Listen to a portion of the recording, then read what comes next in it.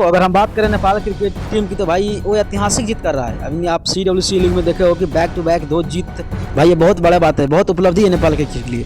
क्योंकि Nepal cricket team को हम लोगों ने देखा था कि कभी मैच में बहुत वो लोग स्ट्रगल करते नजर आ रहे थे, मगर अभी का पीरियड में ऐसा चल रहा है कि नेपाल क्रिकेट स्ट्रगल नहीं बल्कि आसानी से मैच जीत रहा है और बहुत आसानी से जीत रहा है। आप लोगों ने देखा होगा स्कॉटलैंड के खिलाफ, नीदरलैंड के खिलाफ, भाई बहुत यानी कि नीदरलैंड के खिलाफ 5 विकेट से, स्कॉटलैंड के खिलाफ 3 विकेट से, मगर आसानी से। यानी कि आपको मैं बता दूं कि नेपाल क्रिकेट टीम का परफॉर्म, अगर अभी बात करें नेपाल क्रिकेट टीम की बात करें तो भाई स्ट्रगल करते नजर नहीं आ रहा है। ये कि लगातार वो मैच जीतने का प्रयास कर रहा है और शायद मैच जीत भी रहा है। तो फिर अगला मैच जो 8 जुलाई को होने वाला मैच है, क्या आप लोगों को क्या लगता है कि उस मैच में जून में जो 8 जून को होने वाला मैच है, क्या उस मैच में नेपाल क्रिकेट टीम फिर ऐतिहासिक जीत कर सकता है? क्योंकि देखो नेपाल क्रिकेट की बैटिंग लाइन, दीपेंद्र सिंह को कम बैक होना और इसी तरह के आशिक से भी बहुत बेहतर खेल रहे हैं, तो लग रहा है कि आने वाले दिन में नेपाल क्रिकेट टीम कुछ हद तक यानी कि बेहतर करके नेपाल क्रिकेट टीम बेहतर करके मैच जीत सकता है। तो यही लग रहा है कि नेपाल क्रिकेट टीम की बहुत अच्छा परफॉर्म चल रहा है अभी के पीरियड में, और शायद इसी तरह परफॉर्म रहा स्ट्रॉल लोगों की निगरानी में तो नेपाल क्रिकेट टीम आने वाले दिन में कुछ अलग कर सकता है। CWC लीग में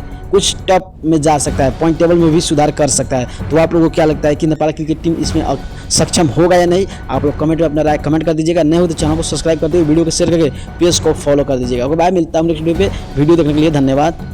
थैंक्स फॉर वॉचिंग।